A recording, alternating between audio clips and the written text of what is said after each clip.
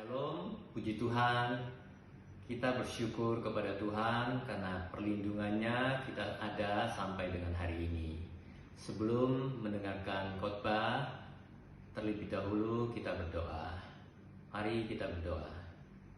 Allah Bapa kami dalam surga, kami mengucap syukur dan berterima kasih kepada-Mu Bapa untuk kasih setiamu, kebaikanmu kepada kami semua. Kami mau serahkan anak-anak-Mu yang mendengarkan acara ini ke dalam tangan kuasa-Mu Tuhan. Mereka yang mengalami sakit penyakit, keluarganya yang sakit, Tuhan, Kau yang mau sembuhkan, bilur-bilur-Mu yang menyembuhkan.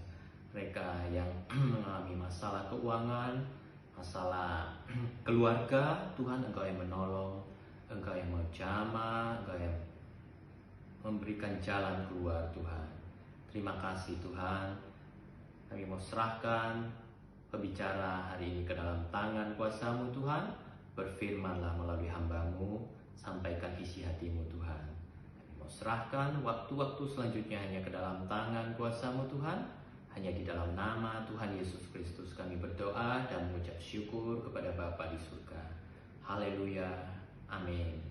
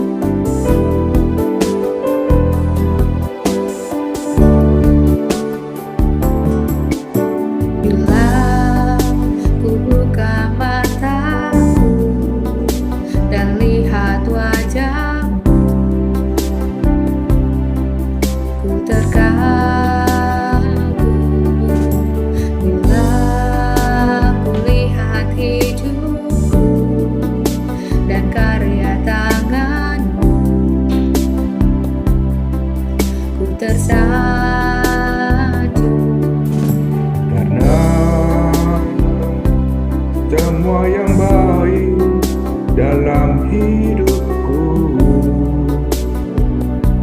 itulah karya-Mu. Kau beri kesempatan yang baru, dan ku ingin mengenal-Mu Tuhan lebih dalam dari semua yang ku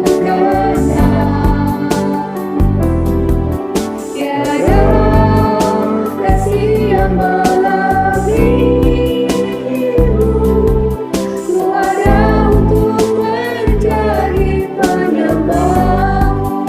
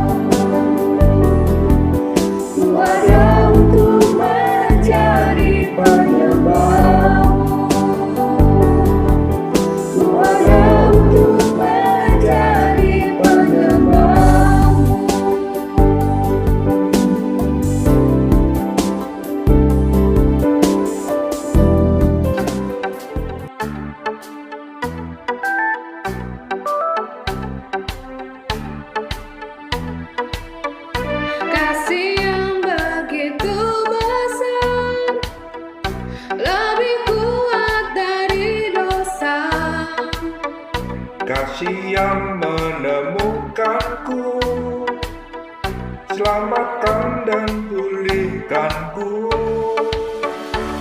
Ku naikkan syukur, ku tak akan berhenti memuji, meninggikan nama-Mu selalu, menari, memuliakan-Mu. Dibebaskan, dibangkitkan, hidup yang Kau berikan kini hanya untuk-Mu.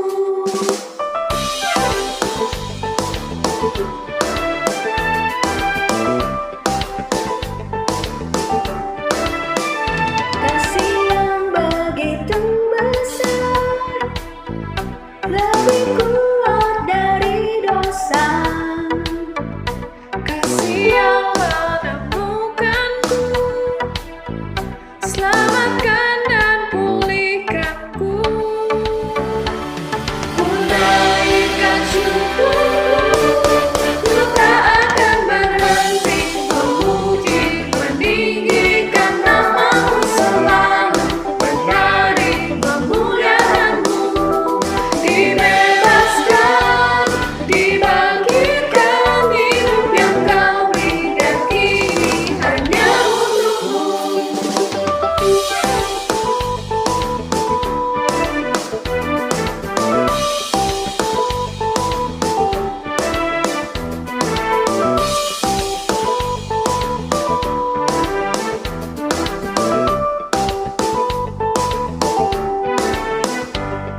Ku naikkan syukurku,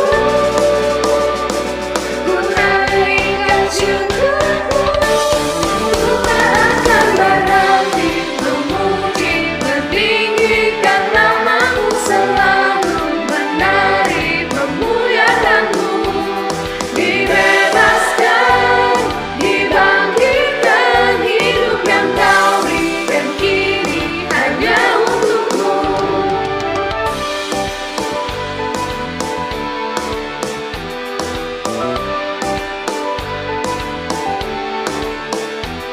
Dibebaskan, dibangkitkan, hidup yang Kau berikan kini hanya untuk-Mu. Yang Kau berikan kini hanya untuk-Mu.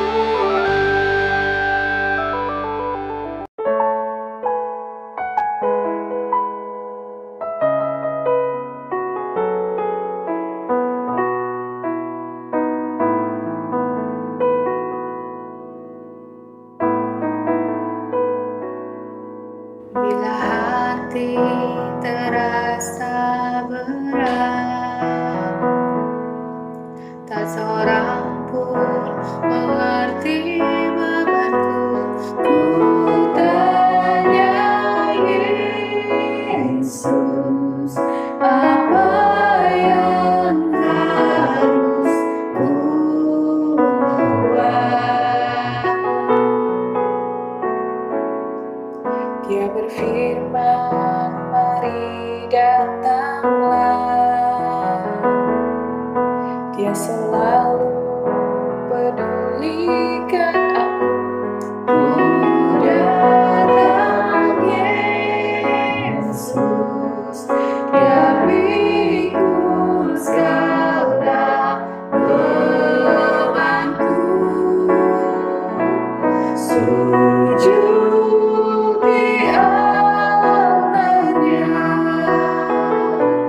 ku bawa hidupku.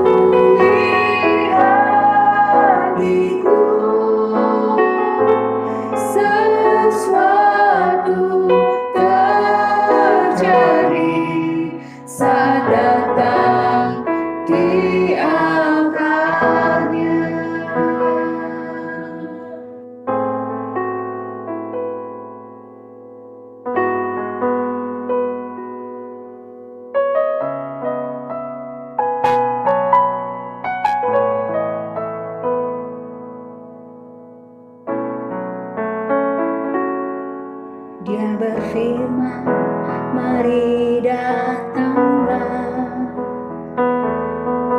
Dia selalu pedulikan aku.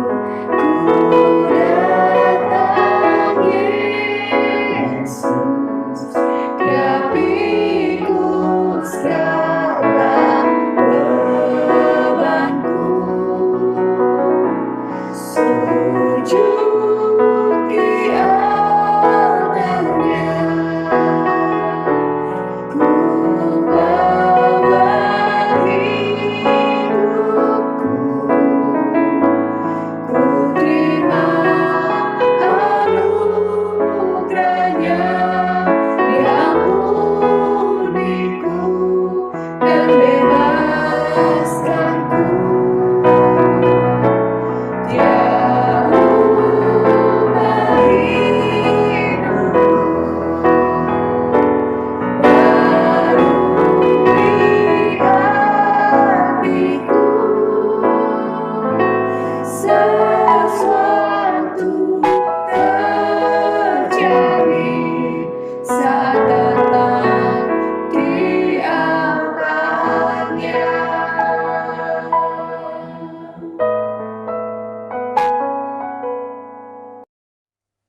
Shalom semuanya sahabat-sahabatku yang ada di PD Dinamika Export Indo Group. Shalom semuanya ya. Saya percaya kalau kita boleh bertemu walaupun melalui online pada saat ini, ada Tuhan Yesus yang selalu menyertai kita. Sebelumnya kita berdoa dulu ya. Terima kasih Tuhan Yesus yang baik, terima kasih Allah kami. Kami siap untuk mendengarkan apa yang menjadi pesan-Mu, biar kami boleh hidup dengar-dengaran dan hidup dengan tuntunan Tuhan. Karena dalam Tuhan ada kekuatan, ada kelegaan, ada penyertaan, ada damai sejahtera. Terpujilah Engkau Tuhan Yesus. Aku secara pribadi tidak ada yang lebih dari saudara-saudaraku di tempat ini. Kami sama-sama belajar tentang Tuhan. Haleluya, amin. Oke, sebelumnya saya kenalkan dulu, nama saya Evangelis Dr. Indri Paridi Arya. Saya dari Bandung, sudah menikah dengan anak 4 dengan cucu 1 ya. Cukup data pribadi, bukan caleg soalnya ya. Oke, saya percaya, maafkan saya kalau memang ini ada suara burung saya, ya burung yang ini burung murai di belakang. Tapi saya percaya dia mungkin juga mau dengar firman ya kayaknya sepertinya. Oke, siap dengan firman Tuhan. Kita akan menyampaikan firman tentang the winner ya, tentang the victor ya, tentang pemenang ya. Karena di akhir zaman ini khususnya menghadapi saat seperti ini, bukan dibutuhkan hanya sekedar kita sebagai orang Kristen saja, bukan sekedar karena kita beribadah saja, bukan sekedar pemenang saja, tapi sudahkah kita menjadi pemenang yang betul-betul bisa berjalan menghadapi akhir zaman ini. Oke, kita akan masuk dalam Mazmur 92 ayat 12 sampai 15 ya.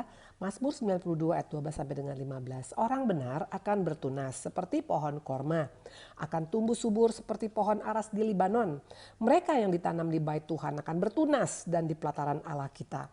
Pada masa tua pun mereka masih berbuah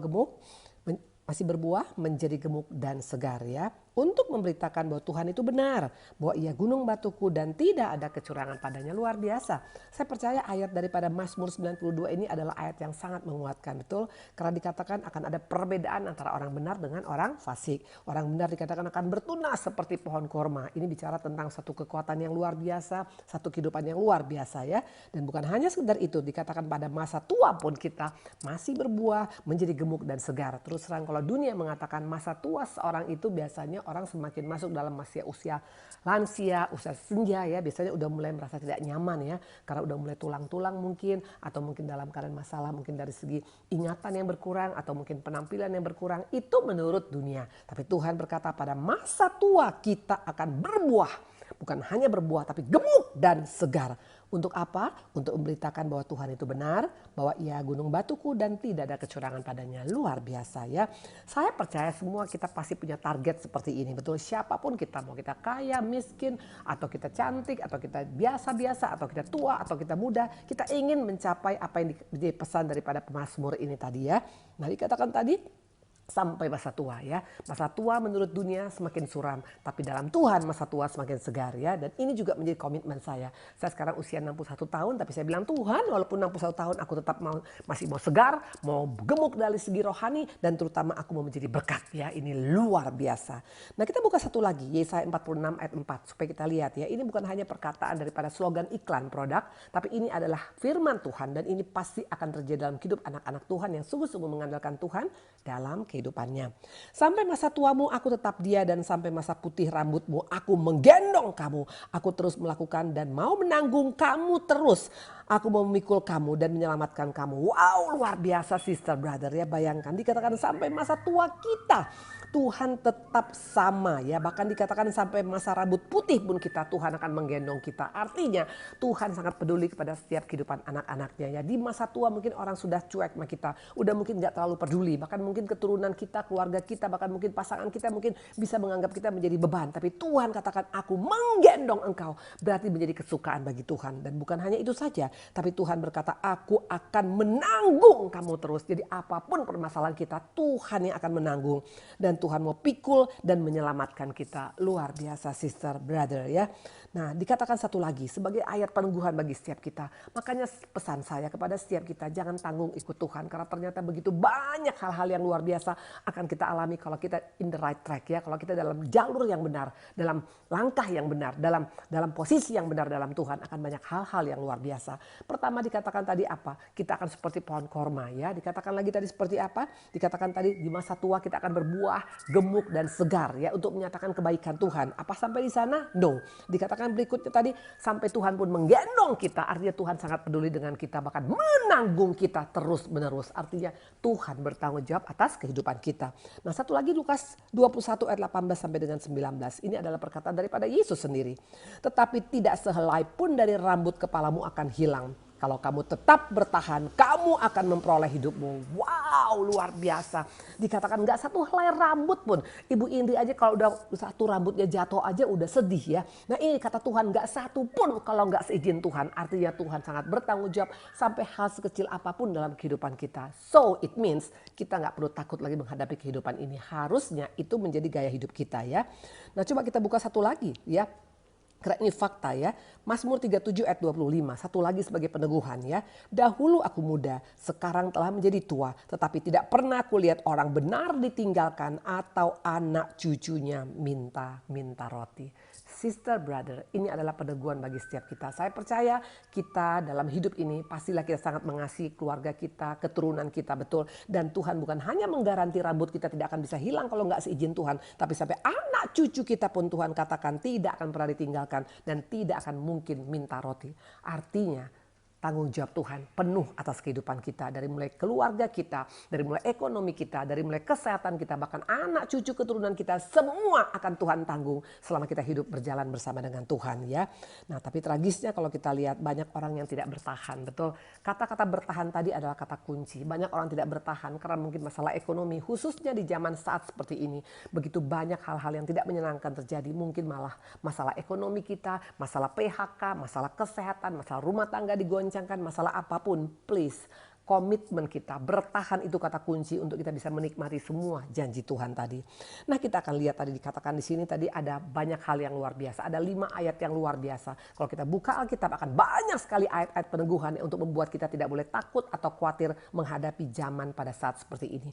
Nah kita harusnya menjadi pemenang, betul? Pemenang, the winner itu harusnya menjadi kita punya target, betul? Bukan menjadi pecundang, karena Tuhan gak pernah menciptakan kita menjadi pecundang, tapi menjadi pemenang, bahkan lebih daripada pemenang. Itu rencana Tuhan bagi setiap anak-anaknya. Nah kita akan lihat pemenang artinya apa Bu Indri? Apa kita mesti ikut pertandingan di Senayan atau kita mesti ikut mungkin dalam kompetisi ini dan itu? No, pemenang itu dimulai daripada kita punya mindset, ya mindset, pola pikir kita yang menentukan kita bisa menjadi pemenang atau tidak. Bukan hanya sekedar waktu kita lari paling cepat atau mungkin kita mendapat piala yang begitu banyak, itu baik tapi tidak jadi jaminan. Tapi pemenang dimulai daripada pola pikir ya.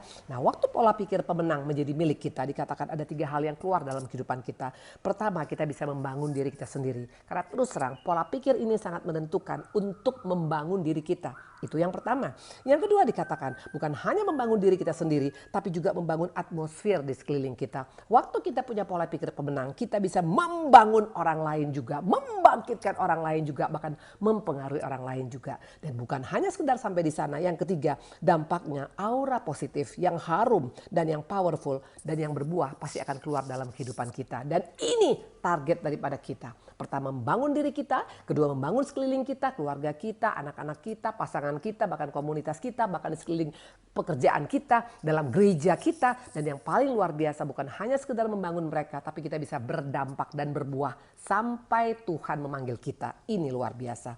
Nah, coba kita buka ciri khas daripada pemenang. Ini pasti akan diaminkan ya. Habakuk 3 ayat 17 sampai dengan 18.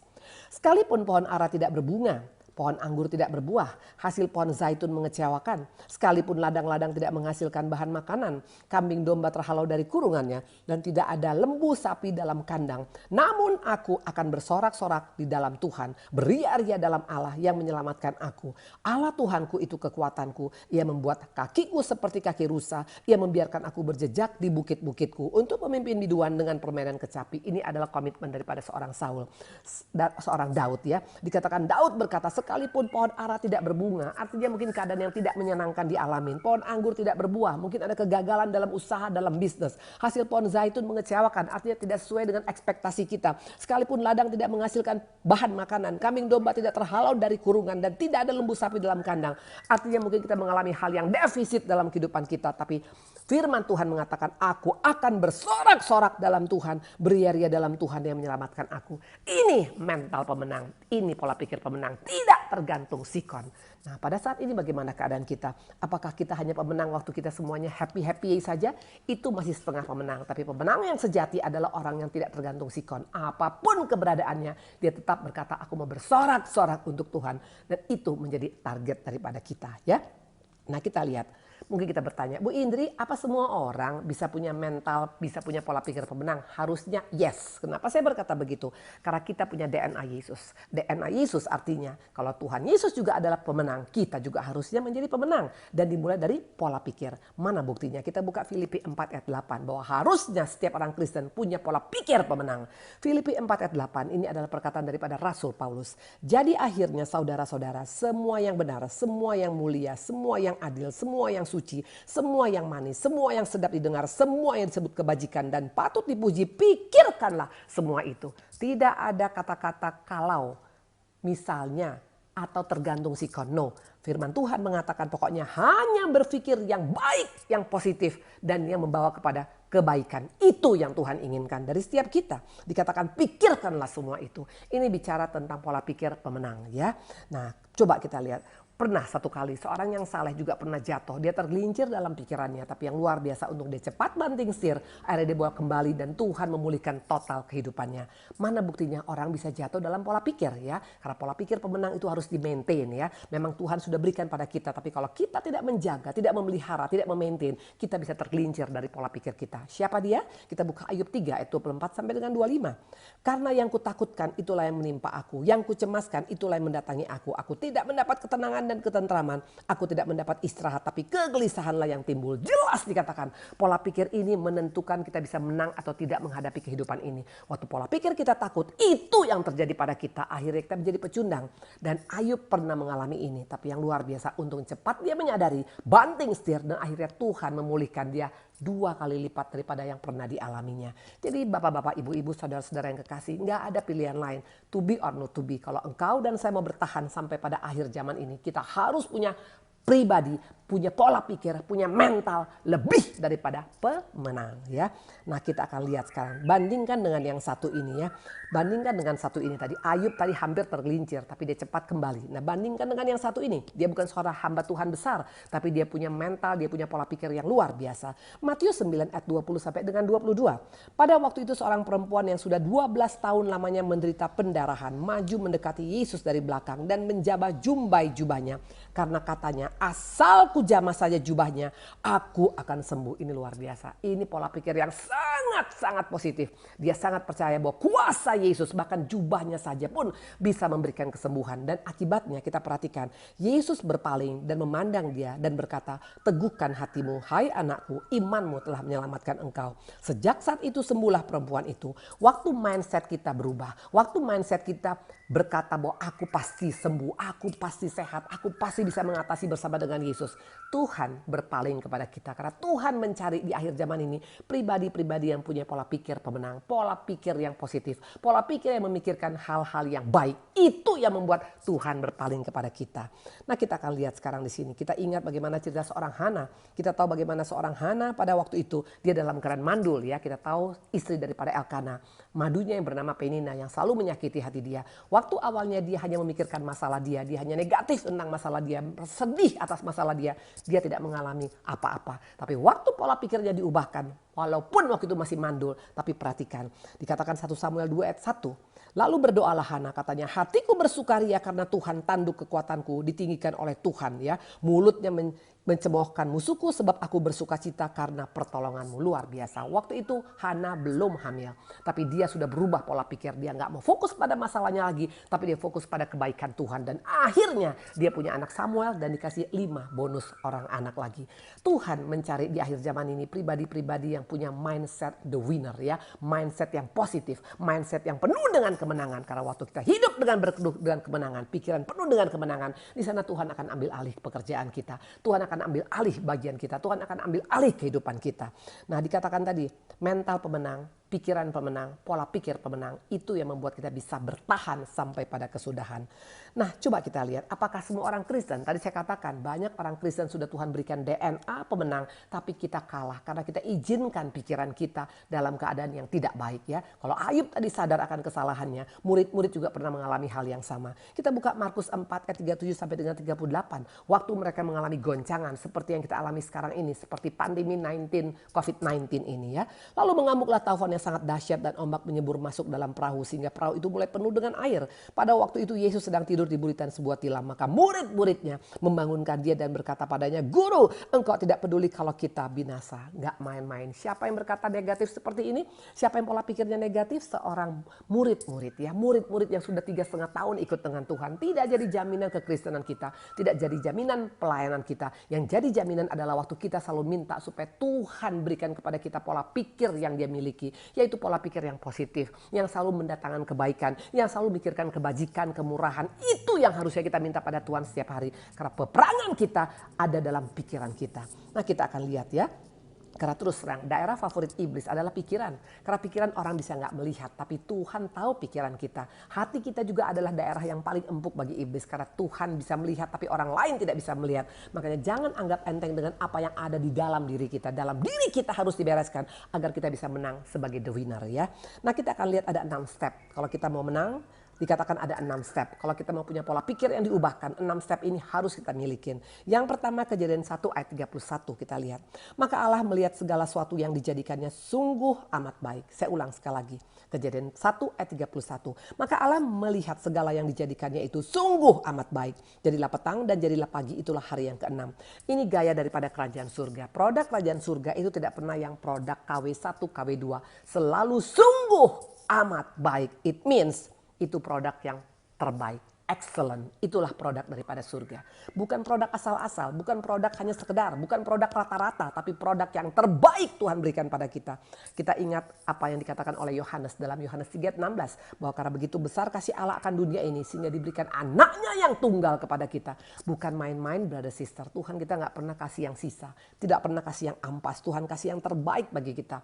Nah, sebagai anak Tuhan, kalau engkau dan saya berkata bahwa kita adalah mau memiliki mental pemenang, mau memiliki pola pikir pemenang, mau bertahan sampai pada kesudahannya, sampai Tuhan datang. Suka tidak suka, kita harus berkata, aku memberikan yang terbaik bagimu Tuhan. Tidak yang asal-asal. Adopsi gaya daripada kerajaan surga. Adopsi daripada gaya daripada Yesus yang selalu memberikan yang terbaik selama dia ada di dunia 3,5 tahun ya.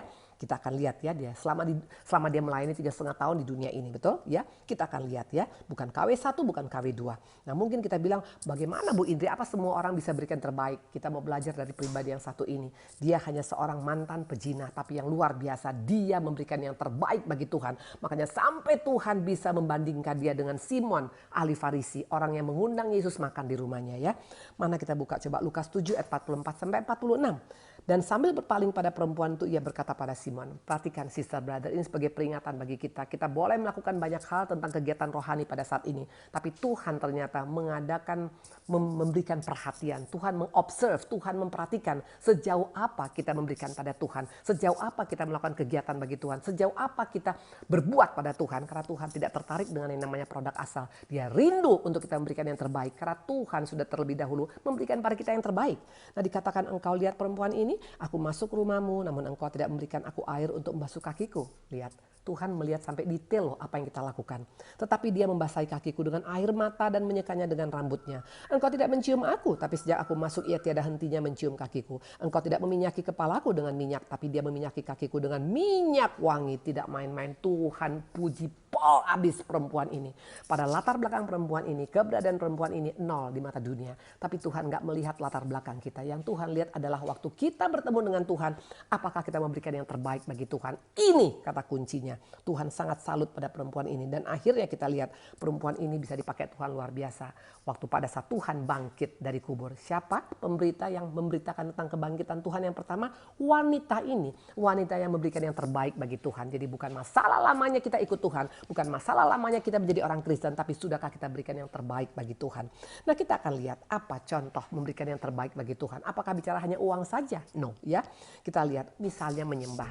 Waktu kita menyembah Tuhan. Apakah kita menyembah Tuhan sekedar asal sambil main HP? Atau sungguh-sungguh dari hati kita menyembah Tuhan? Dalam memberi. Apakah kita sekedar asal? Yang penting pokoknya saya memberikan persembahan. Atau kita berikan yang terbaik. Karena seringkali untuk diri kita berikan yang terbaik. Tapi untuk pekerjaan Tuhan kita seringkali berikan yang asal ya. Nah melayanin. Jangan asal misalnya. Seringkali kita melayanin. Datang terlambat pulang paling cepat. Karena takut nanti parkir penuh. Atau mungkin nanti takut nanti parkir macet. Seringkali kita kadang-kadang asal dalam melayani Tuhan. Dalam berpakaian juga seringkali mungkin asal. Kita berpakaian membuat orang tersandung. Seringkali tanpa disadari kita menganggap itu gak penting. Yang penting hati. Sorry to say. Tuhan melihat dalam dan luar kita. Apalagi dalam bergaul asal. Hati-hati, pergaulan yang buruk bisa merusak kebiasaan yang baik. Nah waktu kita bergaul asal, jangan salahkan kalau kita bisa mengalami seperti Petrus. Waktu Petrus bergaul di halaman bait Allah, apa yang terjadi? Dia 3 kali menyangkal Tuhan. Jangan anggap enteng dengan pergaulan yang buruk ya. Apalagi janji, jangan sekedar janji. Kalau waktu kita menjanjikan mau mendoakan seorang, tapi kita lupa mendoakan dan tidak mendoakan, itu kita sudah berbuat asal. Ingat, Yesus kita adalah pribadi yang tidak asal. Kalau kita berkata kita mau menjadi pribadi yang punya pola pikir pemenang, yang positif, dimulai dari perbuatan yang tidak asal ya. Makanan juga, jangan lupa sister brother. Seringkali kita berkata waktu kita sakit kolesterol, asam urat atau jantung, kita berdoa Tuhan tolong sembuhkan. Tapi itu kita makan babi panggang mungkin sampai 5 ember ya. Sering gak kita bertanya sama Tuhan. Karena waktu kita makan asal, jangan salahkan kalau kita juga punya penyakit dengan segala macam penyakit ya. Dari makanan, dari buang sampah, dari ibadah, dari pelayanan, dari juga dalam keadaan berjanji apapun. Kalau itu masih produk yang asal, kita gak akan pernah menjadi pribadi yang pemenang. Karena Tuhan melihat dari hal kecil-kecil ya, terutama dari sikap kita. Yang pertama adalah tentang asal atau yang terbaik. Perempuan pezina, dia bukan seorang hamba Tuhan besar, tapi dia berikan yang terbaik. Rambutnya mencuci kaki Tuhan. Bayangkan rambutnya. Bahkan dia mencuci kaki Tuhan dengan air matanya. Bahkan dia melap kaki Tuhan dengan rambutnya dan juga meminyaki Tuhan dengan minyak wangi yang sangat mahal. Bukan minyak wangi oplosan, tapi yang mahal yang berharga 300 dinar yang seharga 1 hari dia bekerja. Ini bicara tentang orang yang memberi pakai hati. Bagaimana dengan kita? Waktu kita melakukan segala sesuatu tanpa hati, hanya sekedar, hanya rutinitas, hanya kegiatan, sampai kapanpun kita tidak akan jadi pribadi yang pemenang. Kita ambil bolpen nanti ya kalau bisa. Nanti pulang dari ibadah ini kita tulis. Sampai hari ini apa yang masih kita lakukan asal. Dalam mengurus kita punya keluarga. Dalam kita bekerja. Dalam kita bertanggung jawab pada kita punya posisi. Dalam kita punya ibadah. Dalam kita punya perkataan. Dalam kita punya sikap. Apakah masih asal atau tidak. Yang tahu hanya kita. Tapi Tuhan kita adalah Allah yang luar biasa. Waktu kita bereskan dengan Tuhan pada hari ini. Maka Tuhan akan sangat disukakan. Itu yang pertama. Yang kedua kisah 20 ayat 35b. Kisah 20 ayat 35b ini yang berkata juga adalah Rasul Paulus. Dalam segala sesuatu yang telah kuberikan contoh kepada kamu. Bahwa dengan bekerja demikian kita harus membantu orang-orang lemah. Dan harus mengingat perkataan Tuhan Yesus. Sebab ia sendiri telah mengatakan adalah lebih berbahagia memberi daripada menerima. Ciri khas daripada pemenang adalah suka proaktif. Bukan reaktif. Suka jemput bola. Bukan tunggu bola. Nah waktu kita hanya maunya kita bukan pemenang. Itu adalah pecundang. Apa contohnya? Orang yang hanya suka maunya didoakan. tapi nggak pernah mendoakan. Bagaimana dengan kita? Tuhan mau kita waktu kita diberkati, waktu kita dikuatkan, belajarlah menguatkan orang lain. Waktu kita diberkati, berkatilah orang lain. Waktu kita dihiburkan, hiburlah orang lain. Waktu kita juga dalam keadaan dibantu, bantulah orang lain. Waktu kita mau hal yang positif. Itu bicara tentang pribadi yang the victor, pemenang. Karena pemenang bukan hanya slogan, tapi pemenang terlihat dari kegiatan yang kita lakukan. Mau selalu melakukan dalam hal yang positif. Memperhatikan, bukan hanya ingin diperhatikan. Menyapa duluan, bukan hanya ingin disapa. Menguatkan orang lain, bukan hanya ingin dikuatkan. Intinya semua hal-hal yang secara positif.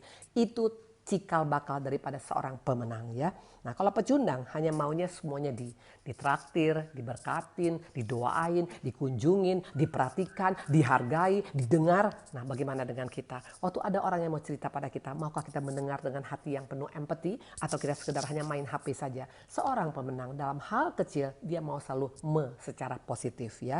Nah dikatakan tadi, coba kita sekarang tulis yang kedua ya. Selama ini apakah kita lebih banyak atau kita lebih banyak di ya. Kalau kita lebih banyak pengen suka di ya, pengennya suka diperhatikan. Nanti kalau nggak diperhatikan kita tersinggung. Pengennya kalau bisa sukanya dihargai. Kalau nggak dihargai kita marah ya.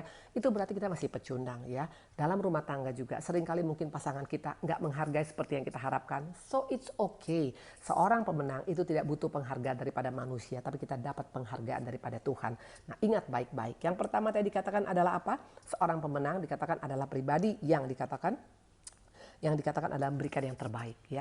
Berikan yang terbaik dalam hal apapun. Dalam kita bekerja, dalam perusahaan kita, berikan yang terbaik. Datang tidak terlambat, pulang tidak cepat misalnya. Intinya hal kecil apapun itu termasuk ibadah kita dalam Tuhan. Jadi ibadah bukan hanya ke gereja, tapi dalam pekerjaan, dalam rumah tangga, dalam tanggung jawab, itu kita berikan yang terbaik, maka Tuhan disenangkan. Dan cepat atau lambat kita akan jadi pribadi yang punya mental pemenang. Yang kedua dikatakan jangan hanya menunggu bola, tapi jadilah pribadi yang jemput bola. Kita yang mesti aktif ya. Kalau orang itu mungkin agak kaku, kita yang menghampiri duluan. Kalau orang itu memang suka hanya cuma didengar, kita yang coba mendengar dia duluan ya. Jangan selalu pengen balas-balasan. Waktu kita hanya pengen balas-balasan karena dia tidak melakukan, Bu Indri, saya nggak mau lakukan. Sampai kapanpun kita tidak akan jadi pemenang. Itu adalah pribadi pecundang, orang picik seperti itu. Tapi orang yang berjiwa besar adalah seorang pemenang. Itu yang kedua. Nah yang ketiga, karakter daripada pribadi yang pemenang. Pikiran yang pemenang, mental pemenang adalah apa? Tidak ada istilah CAPEK. Capek ya, nggak ada istilah capek Bu Indri, udah nggak tahan, udah bosan, saya udah capek, udah nggak mau lagi. Itu bukan pemenang. Seorang pemenang tidak gampang menyerah. Waktu engkau berkata capek, waktu kita berkata menyerah, kita sudah kalah tanpa disadari. Sebelum perang kita sudah kalah. Kejadian 29 ayat 18 dan 20, ini adalah pribadi yang luar biasa. Seorang Yakub untuk mendapatkan cinta daripada Rahel. Perhatikan, Yakub cinta pada Rahel, sebab itu ia berkata, aku mau bekerja padamu 7 tahun lamanya untuk mendapatkan Rahel. Jadi bekerjalah Yakub 7 tahun lamanya untuk mendapatkan Rahel. Tapi yang 7 tahun itu dianggapnya seperti beberapa hari saja karena cintanya pada Rahel. Brother sister, belajar daripada seorang Yakub. Hanya untuk cinta manusia dia bisa melakukan 7 tahun tanpa digaji, di bawah matahari yang terik, tanpa dikasih keadilan dari seorang Laban. Tapi dia bisa menikmatin dan akhirnya kita lihat walaupun dia harus bekerja 14 tahun tapi dia mendapatkan cintanya Rahel. Nah waktu kita gampang menyerah kita nggak akan bisa menjadi pemenang. Tuhan Yesus tidak menyerah. Tuhan menyelesaikannya sampai di kayu salib dengan dia berkata sudah selesai. Ini seorang pemenang ya. Nah bagaimana dengan kita? Waktu engkau berkata aku udah capek Bu Indi, saya sudah putus asa Bu Indi, kita tidak akan pernah bisa mengalami hal yang luar biasa. Saya masih ingat bagaimana pernikahan saya. 17 tahun kemudian baru terjadi pemulihan. Sister brother, bukan sehari 2 hari loh.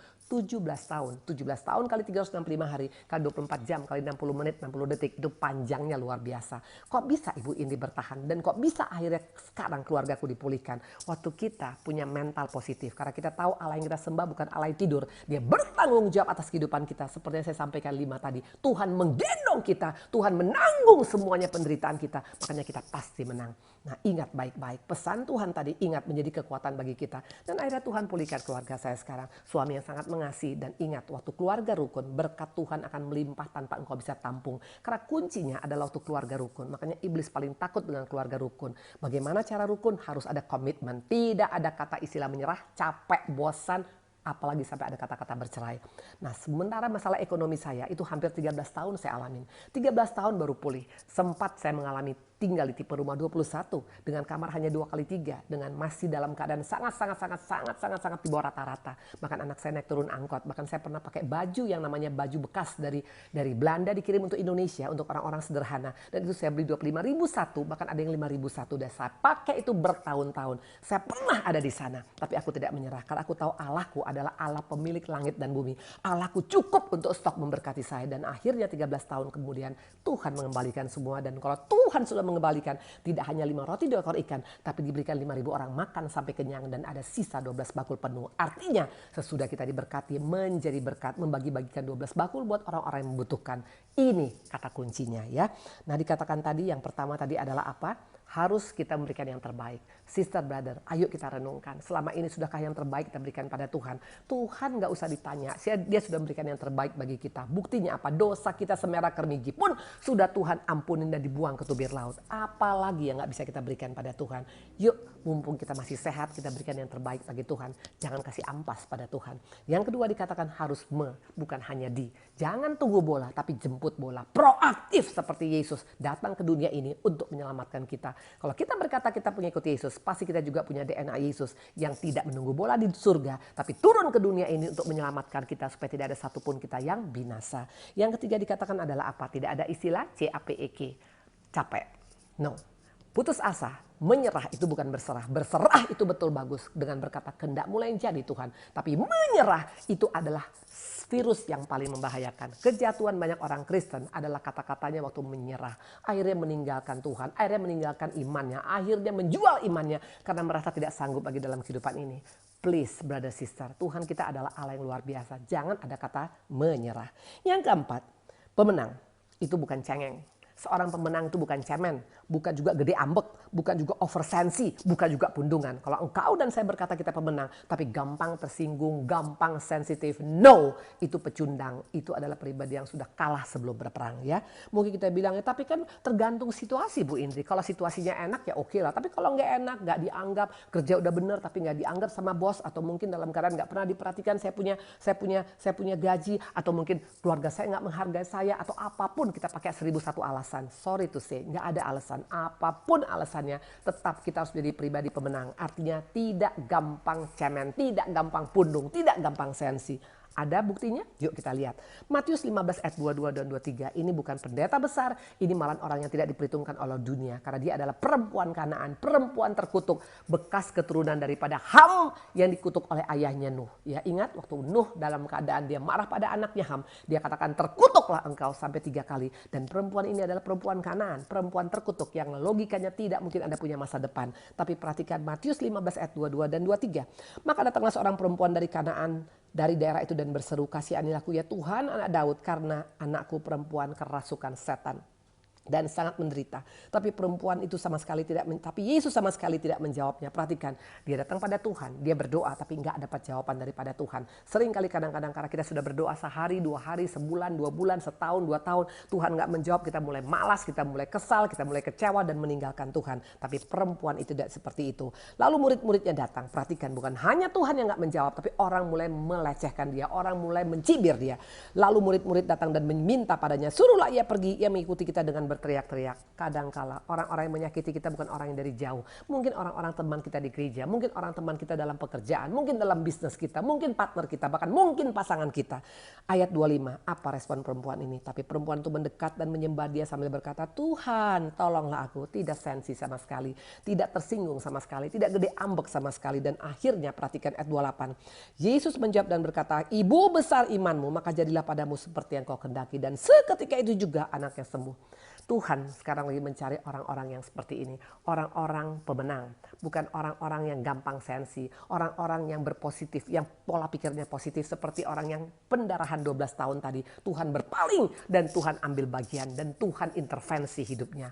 Mau diintervensi hidup kita oleh Tuhan untuk bisa menyelesaikan masalah kita? Kuncinya hanya satu. Waktu kita bisa bertahan. Waktu kita tidak gampang sensi. Waktu kita tetap semangat dan tetap mencari Tuhan. Ini modal kita untuk membuat Tuhan melakukan intervensi intervensi dalam hidup kita ya. Iblis lari, iblis nggak tahan melihat pribadi-pribadi seperti ini. Dan kita lihat pribadi ini adalah pribadi yang punya mental pemenang, pola pikir pemenang ya. Dia tidak menyerah, dia tidak tersinggung, dia tidak putus asa, dia tidak kecewa, dia tetap berkata, Tuhan tolonglah aku. Waktu doa kita tetap kita panjatkan tanpa melihat berapa lama kita sudah berdoa. Itu nggak penting, itu bukan bagian kita. Bagian kita lakukan bagian kita, berdoa berharap bagian Tuhan akan melakukan mujizat ya. Nah yang kelima ya, mindset pemenang ya. Yang kelima adalah apa? Kita buka Matius 16 ayat 24. Lalu Yesus berkata pada murid-muridnya, setiap orang yang mau mengikut aku harus menyangkal diri, memikul salib dan mengikut aku. Sister, brother, kalau engkau dan saya berkata kita adalah pribadi yang mau punya mental pemenang, pola pikir pemenang, suka tidak suka, kita harus bisa melepaskan ego kita. Karena terus terang musuh terbesar kita di akhir zaman ini bukan lagi iblis. Iblis sudah hancur dan sudah dikalahkan di kayu salib ribuan tahun yang lalu waktu Yesus mati di kayu salib. Tapi ego itu ada dalam diri kita dan Tuhan mengizinkan ada free will, kehendak. Kita diberikan kesempatan untuk memilih kehendak kita. Nah kehendak kita tergantung dari siapa. Kita mau tetap diatur oleh Tuhan punya kehendak atau kita berkata gimana gua saja ya. Nah kita ingat bagaimana seorang Daud pada saat waktu itu dia diperhadapkan oleh seorang Saul. Sangat bisa dia untuk membalas kejahatan Saul dengan membunuh Saul. Apakah dia lakukan itu? Coba kita lihat 1 Samuel 24 ayat 25 sampai dengan 26. Lalu berkatalah orang-orangnya pada Daud, telah tiba hari yang dikatakan Tuhan padamu. Sesungguhnya aku menyerahkan musuhmu ke dalam tanganmu. Maka perbuatlah padanya apa yang kau pandang baik. Ada kesempatan untuk membalas dendam. Dan semua orang-orang termasuk panglima-panglima Daud berkata, ini kesempatan, bunuh tuh si Saul. Kita udah capek berpuluh-puluh tahun kita lari kemana-mana seperti orang teroris ya. Kita lari kemana-mana, ngumpet kemana-mana, capek, stres ya. Ini kesempatan engkau membunuh. Secara logika apa yang dikatakan oleh anak buahnya Daud itu betul. Tapi Daud bukan hidup dari apa kata orang, tapi dia hidup dari apa kata Tuhan. Karena dia mau menyangkal diri, mau memikul salib. Dan dikatakan apa ayat 24. Kemudian berdebar-debarlah hati Daud karena ia telah memotong punca Saul. Dia sempat memotong tapi dia tidak merasa nyaman dan dia akhirnya merubah keputusan. Dia tidak menyentuh Saul sama sekali. Dia melakukan apa yang dikatakan melepaskan ego, menyangkal diri. Bisa dilakukan tapi tidak dilakukan. Bagaimana dengan kita? Waktu kita masih ngotot dengan maunya kita, dengan agenda kita, sampai kapanpun kita tidak akan punya mental pemenang, apalagi pola pikir pemenang. Daud menaruh semua pikirannya di bawah kaki Yesus. Ini yang membuat dia akhirnya bisa finishing well. Bahkan kalau kita baca dalam Matius 1 ayat 1, coba kita lihat ya. Dikatakan siapa? Yesus anak Daud, anak Abraham. Nama Daud pertama kali dalam Injil, kitab Matius pertama menyebutkan nama Daud. Pada kalau kita lihat bagaimana kehidupan Daud sebelumnya penuh dengan masalah, penuh dengan problem, penuh dengan dosa ya. Tapi yang luar biasa karena dia tetap mau melepaskan egonya, menyangkal dirinya dan sungguh-sungguh mau hidup dengan agenda Tuhan. Akhirnya dia boleh dibebaskan. Nah dikatakan tadi di sini Yesus kita adalah pribadi yang panjang sabar. Ya, dia tidak gampang panik, dia tidak gampang emosi, dia tidak gampang menggunakan egonya ya. Tuhan tetap dalam keadaan panjang sabar. Ini membuat dia bisa menyelesaikan sampai akhirnya. Nah, bagaimana dengan kita? Dan yang terakhir adalah apa? Mindset pemenang. Ini mindset pemenang. Galatia 6 ayat 4. Baiklah tiap-tiap orang menguji pekerjaannya sendiri, maka ia boleh bermegah melihat keadaannya sendiri dan bukan melihat keadaan orang lain. Pemenang selalu suka introspeksi diri. Sister, brother, ini bukan waktunya lagi kita meneropong orang lain. Bukan kita melihat kesalahan pasangan, kesalahan bos kita, kesalahan teman kita, kesalahan anak kita, kesalahan orang tua kita. Karena kalau kita hanya melihat kesalahan orang lain, sampai kapanpun kita tidak akan mencapai garis akhir ya. Tapi waktunya ini sekarang adalah waktu pandemi ini, banyak waktu work from home. Ini pakai untuk kita introspeksi diri ya. Coba kita buka Hagai 1 ayat 5 sampai dengan 7. Ini pesan Tuhan kepada setiap kita. Kalau kita mau mencapai garis akhir bersama dengan Tuhan ya. Oleh sebab itu beginilah firman Tuhan semesta alam, perhatikanlah keadaanmu. Kamu menabur banyak tapi membawa pulang hasil sedikit. Kamu makan tapi tidak sampai kenyang. Kamu minum tapi tidak sampai puas. Kamu berpakaian tapi badanmu tidak sampai panas. Dan orang bekerja untuk upah, ia bekerja untuk upah-upah yang ditaruh dalam pundi-pundi yang berlobang. Jelas dikatakan ini bukan keadaan yang normal, ini bukan keadaan yang baik ya. Ini keadaan kita kerja tapi kita nggak dapat apa-apa. Kita dapat 10 yang keluar 15. Kita makan tapi nggak kenyang. Kita tidur tapi nggak nyenyak. Kita minum tapi tetap haus. Intinya ini bukan kehidupan yang normal. Nah waktu ini nggak normal, jangan bilang ya memang dunia memang nggak normal. No, daripada menyalahkan dunia, menyalahkan pemerintah, menyalahkan pimpinan, menyalahkan ini dan itu. Yuk kita ambil keputusan untuk mengintrospeksi diri kita. Tadi Galatia berkata apa? Dikatakan tadi dalam Galatia, baiklah tiap orang menguji pekerjaannya sendiri. Jadi yang kita uji bukan pekerjaan orang lain, tapi diri kita. Sudah sejauh apa aku ikut Engkau Tuhan? Sudahkah aku berikan yang terbaik bagimu Tuhan? Sudahkah aku proaktif Tuhan? Sudahkah aku juga Tuhan Yesus yang baik? Dalam nama tadi dikatakan tadi apa? Yang tadi ada 5 hal. Sudahkah aku proaktif Tuhan? Dan yang berikutnya, sudahkah aku sekarang tidak gede ambek lagi Tuhan? Sudahkah aku mampu menyangkal diri Tuhan? Bukan mencari kesalahan orang lain, bukan introspeksi hidup orang lain, tapi kita introspeksi hidup kita. Ini yang membuat, makanya dikatakan seorang Daud itu adalah pribadi yang sangat dikasih oleh Tuhan. Salah satunya adalah apa? Dia selalu berkata, selidiki aku Tuhan. Uji hatiku Tuhan. Dia selalu punya waktu untuk menyelidiki hatinya diri sendiri dan juga kehidupan dia. Nah, sebagai ayat terakhir ya, kita lihat sekarangnya. Daud ini kelebihannya adalah apa ya? Kalau kita baca dalam Pemazmur, ada kurang lebih 70 kata jeda. Jeda ini bicara tentang pause, tentang istirahat, tentang rehat. Ini waktunya kita untuk ada devotion ya, untuk kita sabatikal, untuk kita berdiam diri, untuk bersaat teduh. Bukan untuk hanya sekedar bersaat teduh merenungkan nasib, tapi bersaat teduh untuk merenungkan sudah sejauh ini apa yang sudah kita lakukan untuk Tuhan. Karena pada waktu ini adalah waktu kita untuk introspeksi diri, sister brother ya. Hagai dikatakan ayat 5 dan 7, perhatikan keadaanmu. Kita nggak akan bisa membangun hubungan dengan Tuhan kalau kita belum adakan pemberesan dengan diri kita sendiri dulu. Sudahkah kita berikan yang terbaik bagi Tuhan? Kita ulang lagi yang tadi ya. Sudahkah kita berikan yang terbaik bagi Tuhan? Sudahkah kita mau proaktif bagi Tuhan? Sudahkah kita tidak gampang menyerah atau sensitif atau gampang kecewa pada Tuhan? Kalau ini kita koreksi berulang-ulang, kita akan tahu di mana kesalahan kita. Kita minta ampun sama Tuhan. Kita katakan aku mau berubah Tuhan. Dan di sana kita akan mempunyai pola pikir yang diubahkan. Pola pikir kita akan menjadi pola pikir yang semakin lebih baik, yang positif, pemenang, dan akhirnya kita bisa bertahan dan bisa menyelesaikan peperangan kita. Nah, jadi pesan Tuhan pada hari ini, brother sister, bukan masalah lamanya kita menjadi orang Kristen, bukan masalah sekarang banyaknya ayat yang kita baca, tapi kita mau ambil keputusan karena Tuhan menjadikan siap kita, bukan menjadi pecundang. Tuhan menjadikan siap kita, bukan hanya menjadi sekedar ciptaan. Tuhan menjadikan kita sungguh amat baik, artinya perfect creature. Artinya kita harusnya bisa menghadapi segala sesuatu. Masalah bukan kita lari dari masalah, masalah kita hadapin, tapi bersama dengan Yesus kita pasti bisa menyelesaikan. Ingat pesan Tuhan tadi dikatakan apa?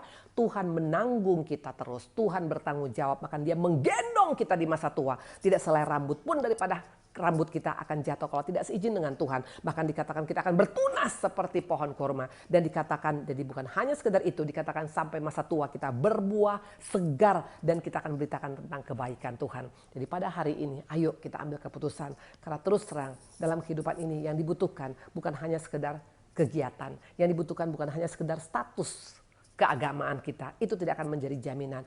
Ini akhir zaman, sister. Akan terjadi hal-hal yang lebih lagi yang tidak baik akan kita alami. Pandemi ini hanya masih salah satu, tapi yang paling penting kita lihat nanti adalah bagaimana kita untuk bisa bertahan ya. Nah, saya mungkin kasih kesaksian tentang hidup saya sedikit ya, bagaimana saya dulu adalah pribadi yang pecundang berat, pecundang kelas berat. Karena saya terus terang tidak hidup dengan tuntunan Tuhan. Makanya gak heran hidup saya amburadul, rumah tangga saya amburadul, ekonomi saya amburadul. Saya pun sakit bolak-balik, bahkan hampir mati berkali-kali. Ya, intinya hidup saya sangat tidak baik. Dan saya tidak mencari Tuhan. Selama 40 tahun saya tidak mencari Tuhan. Sampai terakhir pada tanggal 20 Mei 1999, di sana saya ambil keputusan. Waktu anak saya yang keempat mau lahir, dokter katakan ini anak bisa cacat. Saya waktu itu dengan sangat ragu sebenarnya. Saya berdoa, Tuhan, kalau kau izinkan anakku lahir, aku mau ikut engkau sungguh-sungguh. Tapi saya sendiri gak yakin apakah doa saya itu dijawab oleh Tuhan. Karena saya tahu hidup saya gak benar. Saya bukan seorang pemenang, saya seorang pecundang. Ya, sampai seorang hamba Tuhan datang berkata, Ibu Indri, engkau berharga di mata Tuhan, engkau mulia. Itu membuat saya kaget. Masa sih saya berharga di mata Tuhan? Masa sih saya mulia? Itulah hebatnya Tuhan kita, sister brother ya. Kita seringkali memberikan ampas pada Tuhan seperti saya. Tapi Tuhan tetap memberikan hatinya pada kita. Dan dia berkata, kau berharga di mataku, Indri. Waktu saya mendengar itu berkali-kali dengan saya ambil keputusan yang radikal. Saya bilang, Tuhan, kalau anakku lahir normal, aku akan ikut engkau, aku akan banting setir dan akan melayani engkau seumur hidupku. You know what happened? Doa seorang yang jahat seperti saya pun ternyata Tuhan dengar. Itulah kehebatan Tuhan kita. Tuhan kita bukan seperti dunia. Kalau dunia selalu melihat CV yang pernah masuk penjara, CV yang pernah narkoba, CV yang pernah berbuat hal yang tidak baik, tidak akan mungkin diterima di kantor. Tapi Tuhan melihat CV kita, engkau adalah anakku yang spesial. Engkau adalah anakku yang sungguh amat baik. Dan engkau pasti akan bisa diubahkan secara luar biasa. Tuhan kita adalah pribadi yang sangat positif. Dia tidak pernah mereka-reka. Dia tidak pernah negatif tentang umatnya. Dan itu yang membuat saya akhirnya diubahkan. Dan kalau Tuhan sudah mengubahkan hidup seorang sister brother, nggak pernah engkau bayangkan. Maka dikatakan apa yang tidak pernah kau pikirkan, nggak pernah kau lihat, nggak pernah kau dengar. Itu yang Tuhan siapkan bagi orang yang mengasihi Dia. Jadi ayat itu bukan hanya masalah berkat, termasuk kehidupan yang dipulihkan. Kalau dunia mengatakan kehidupan saya dengan suami itu adalah kartu mati, tidak mungkin kami mengalami perubahan. Karena suami saya juga pernah melakukan hal-hal yang tidak baik, dan saya juga pernah melakukan hal-hal yang tidak baik. Intinya kami sudah rapotnya merah total, bukan hanya merah muda, tapi merah semerah-merahnya. Tapi di mata Tuhan merah seperti kermiji pun menjadi putih seperti salju. Itulah yang luar biasa tentang Tuhan kita. Dia adalah Allah yang memberikan yang terbaik bagi umatnya yang sudah memberikan ampas kepada Tuhan. Ingat seorang si bungsu, dia dikatakan makan ampas babi pun dia tidak diberikan. Tapi dia luar biasa, dia ambil keputusan karena dia ternyata kenal bapaknya. Dia kenal bapaknya, dia bukan lari dari bapaknya, dia lari kepada bapaknya. Dan apa yang terjadi? Seorang bapak yang baik tidak pernah ungkit-ungkit kesalahan anaknya. Itulah Yesus kita. Dia tidak ungkit kesalahan si bungsu, tapi dia berikan apa? Dia peluk anaknya, dia lari mengejar anaknya, bahkan dia berikan cincin, dia berikan kasut, dan dia berikan jubah. Itu yang saya alami tanggal 20 Mei 1999. Dan sekarang kehidupan saya bisa dipulihkan. Dan yang luar biasa, sister, brother, kalau Tuhan sudah ambil bagian kehidupan kita, kita bukan hanya sekedar pulih, tapi kita bisa menjadi berkat bagi banyak orang. Kenapa bisa, Bu Indri? Kok bisa, Bu Indri? Yes, karena ada Tuhan dalam hidup kita. Makanya yuk hari ini, tadi dikatakan ada 5 hal, ada 6 hal bahkan untuk kita bisa menjadi pemenang. Yang pertama, berikanlah yang terbaik bagi Tuhan. Jangan setengah-setengah. Oke, kita pernah gagal sebelumnya, it's okay. Tutup buku yang lama, masuk buku yang baru. Karena Tuhan kita nggak pernah melihat halaman belakang. Tuhan selalu memberikan halaman di depan, karena Allah kita adalah Allah future, Allah masa depan. Tuhan katakan rancangan-rancanganku bukan bukan rancangan kecelakaan, tapi masa depan yang penuh harapan pada orang-orang yang mengasihi. Pegang ini sebagai kekuatan kita. Masa depan kita terjamin bersama dengan Tuhan. Yang kedua, yuk kita jangan hanya cuma tunggu bola, tapi jadilah kita menjadi pribadi yang proaktif ya. Waktu saya pelayanan pertama, saya nggak mengerti cara melayanin. Karena terus terang saya hanya bilang mau melayani, tapi saya nggak tahu cara pelayanan. Karena terus terang saya Kristen dari mulai lahir, tapi saya Kristen KTP. Saya ke gereja memang setiap minggu waktu saya masih kecil, tapi saya ke gereja itu bukan hanya untuk mendengar kebenaran, tapi hanya untuk biar ikut dengan mama papa supaya nggak dihukum. Intinya semua hanya karena kewajiban. Nah, waktu itu apa yang terjadi? Waktu saya dalam keadaan tidak memberikan yang terbaik, tapi Tuhan tetap memberikan yang terbaik. Nah, pada hari ini mari ya, dikatakan tadi kita berikan yang terbaik bagi Tuhan. Ya, masih ada kesempatan, mumpung kita masih hidup. Kalau kita sudah mati, nggak akan ada kesempatan berikan yang terbaik lagi bagi Tuhan ya. Dan yang kedua dikatakan proaktif lah. Nah, waktu saya dalam keadaan berkata mau melayani Tuhan, saya nggak tahu dari mana caranya. Nah, pada waktu itu seorang hamba Tuhan mengajak saya pelayanan di penjara. Nah, waktu saya di penjara bukan saya bawa firman, tapi kalian tahu apa? Saya main kerincing. Seperti orang yang di jalan yang minta-minta. Nah, waktu hamba Tuhan bernyanyi soraklah haleluya, saya kerincing seperti itu. Keluarga besar saya semua marah di Medan dengan berkata, Indri bukan level kamu main kerincing di penjara. Kamu S3 Amerika, kamu anak orang kaya dan kita nggak level di sana. Saya bilang kalian boleh bilang nggak level, tapi kalau Tuhan masih percayakan saya main kerincing, saya bilang terima kasih Tuhan karena saya tahu persis saya darinya ampas yang Tuhan angkat. Apapun yang mau Tuhan bawa, agenda Tuhan yang terjadi. Saya lakukan itu hampir bertahun-tahun sampai satu saat waktu seorang pendeta itu nggak bisa ngomong, dia minta saya bawa firman dan akhirnya saya bawa firman dengan terbata-bata. Ternyata ada orang yang diberkati pada saat itu yang mengunjungi temannya di penjara. Dan akhirnya saya mulai dipercayakan dan sampai hari ini 21 tahun. Sister, brother, kalau kita mau proaktif, cara Tuhan mengangkat hidup seorang berbeda. Nggak usah pakai program kita. Nggak usah kita bilang, Tuhan karena saya sekolah tinggi saya harus di sini. Mau kemana pun Tuhan bawa. Sekalipun ke Palungan. Kalau itu agenda Tuhan, lakukan dengan engkau punya hati yang betul-betul. Maka Tuhan akan memperhitungkan luar biasa. Dan yang ketiga, jangan gampang sensi. Jangan gampang menyerah. Hidup ini memang peperangan. Kalau engkau berkata, aku udah capek Bu Indri, saya sudah nggak tahan. Kita sudah kalah sebelum berperang dan iblis tepuk tangan. Waktu saya menghadapi masalah keluarga, saya berkata, Tuhan mampukan aku. Dengan kekuatanku aku tidak mampu, tapi dengan pertolongan Tuhan aku bisa dan saya menyelesaikannya sampai selesai.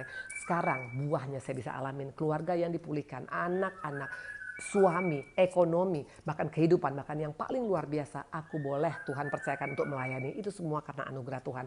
Tanpa komitmen kita tidak akan bisa berkata aku kuat ya. Harus ada komitmen dalam Tuhan. Ingat, Yesus kita adalah Allah yang komitmen. Dia berkata sudah selesai. Artinya kalau kita juga sebagai DNA Yesus, kita juga harus gampang, tidak boleh gampang putus asa. Ingat, putus asa daripada si jahat, tapi tetap semangat, tetap antusias. Makanya dikatakan biarlah roh kita tetap menyala-nyala. Ini yang membuat kita bisa punya mental pemenang. Dan yang keempat dikatakan adalah apa? Ya, dikatakan yang keempat, sebentar saya akan lihat dulu. Yang keempat dikatakan adalah apa? Kita mampu menyangkal diri. Memang tidak gampang. Untuk pelepasan hak tidak gampang. Ya, melepaskan hak. Saya pada saat ini juga lagi mengalami banyak tantangan. Sister, brother, bukan berarti kalau saya sudah dipulihkan automatically nggak ada masalah. Saya sudah dipulihkan, tapi terus terang sampai hari ini masih banyak permasalahan. Bahkan kalau mau jujur, sekarang saya menghadapi gugatan daripada abang kandung saya sendiri, 9 gugatan. Saya mau tanya, bisa nggak membuat saya menjadi pribadi yang sangat marah? Bisa nggak saya balas? Sangat bisa. Kalau saya mau ikut pola iblis, tapi saya mau ikut pola pola Yesus, pola Daud.